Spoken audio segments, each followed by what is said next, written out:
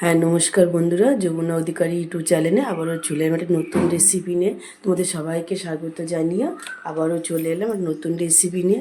দেখো, আমার সঙ্গে থাকো। আজ কোনো রান্না নেই, কোনো তরকারি পত্র কিছু নেই। তার আগে সবাইকে হ্যাপি হোলি। সবাই মিলে খুব ভালো করে হ্যাপি হোলি কাটাও।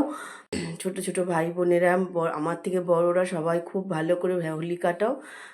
তারপরে আসো আমাদের আজকে হোলির দিনে খাওয়ার জন্য রেসিপি হলো, আমি এখানে পটলের খোসা নিয়ে নিয়েছি খুব অল্প করেই।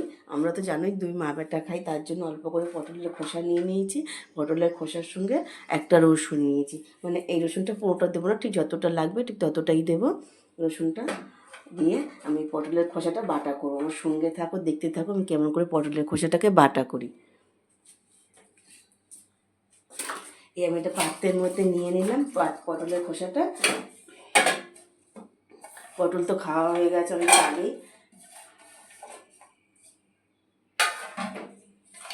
আমি এটা খুব ভালো করে একটু ধুয়ে নিই। আমি গ্যাসে বসিয়ে দিই, দিয়ে গ্যাসটা একটু ধরিয়ে দিই, একটুখানি হালকা করে ভাপ দিয়ে ফেলে দেব, খুব বেশি সিদ্ধ করবো না।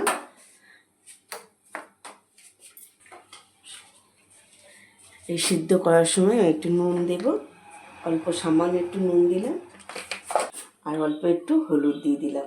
দিয়ে আমি এটাকে ঢাকা দিয়ে দিলাম, 5 মিনিটের জন্য ঢেকে দিলাম। একটুখানি সিদ্ধ হয়ে যাক, ততক্ষণ আমি রসুনটা ছাড়িয়ে নিয়ে আসি। হ্যাঁ দেখো বন্ধুরা, এবার তো আমি ঢাকাটা খুলি। কি পটলের খোসা তো হয়ে গেছে।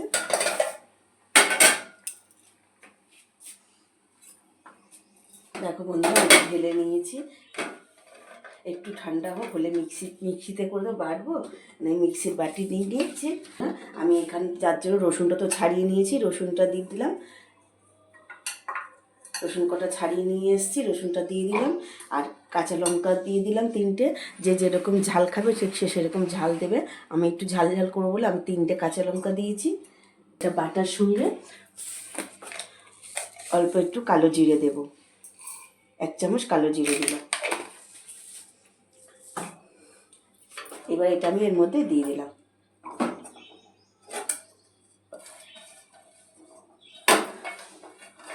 এটা আমি 1 চিমটে জল, অল্প একটু সামান্য জল দেব। জল না দিলে তো মিক্সি বাটিটা ঘুরবে না, জানোই তো তোমরা। আর এটা ততক্ষণে বাটাতে যাওয়ার আগে আমি একটু কড়াটা বসিয়ে দিয়ে যাই, কড়াটা গরম হতে থাক। কড়াটা গরম হতে আমি একটু বেটে নিয়ে আসি ওটা। হ্যাঁ দেখো বন্ধুরা, আমার তো কড়াটা গরম হয়ে গেছে, আমি ওটা বেটে নিয়েও চলে এসেছি। আমি এবারে কড়াটার মধ্যে তেল দিয়ে দিলাম।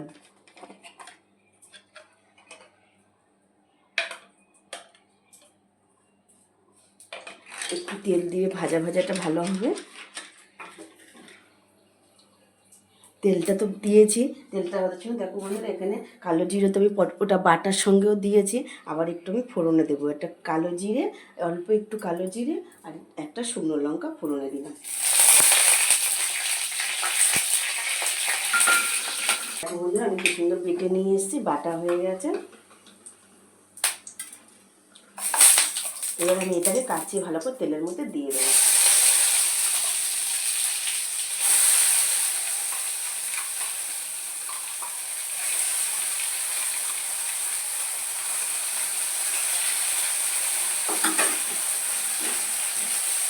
একটু নেড়ে দিই। এটা তো আমি সিদ্ধ করার সময় নুন দিয়েছি, তুমি দেখেছই। এবার আমি এটাকে খুব অল্প করে একটু সামান্য স্বাদ মতো নুন দিয়ে দিলাম।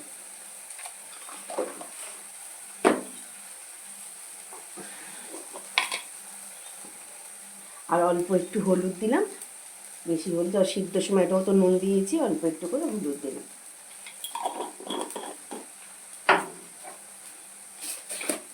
আর একটা স্বাদ মতো মিষ্টি দেবো, এটা খুব মিষ্টি ভালো লাগবে, এটা পুরো সম্পূর্ণ গরম ভাতের সাথে খুব ভালো লাগবে খেতে। অল্প সামান্য একটু আমি স্বাদ মতন চিনি দিয়ে দিলাম। তোমরা যদি একটু বেশি মিষ্টি খেতে চাও তোমরা দিতে পারো। দিয়ে এটা খুব ভালো করে কিন্তু নেড়ে চেড়ে নেব।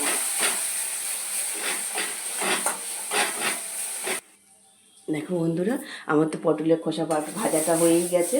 দেখো কি সুন্দর ভাজা হয়েছে, একটু কড়াতে লাগছে না। আমি এবার গ্যাসটা বন্ধ করে দিলাম, দিয়ে একটা পাত্রের মধ্যে ঢেলে নিলাম।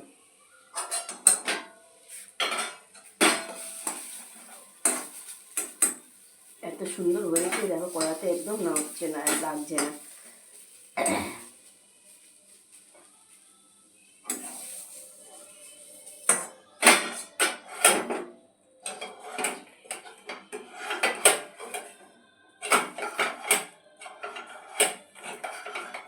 দেখো বন্ধুরা, আমার তো পটলের খোসা বাটা রেডি। এবার আমার মতন করে তোমরা কে কে করে খাও, আমার মতন করে করে খেয়ে দেখো কেমন লাগে। আর তোমরা কে কেরম করে খাও আমাকে জানিও কমেন্ট করে। আর আমার ভিডিওটা এই পর্যন্তই, ফিরে আসবো পরের ভিডিওতে।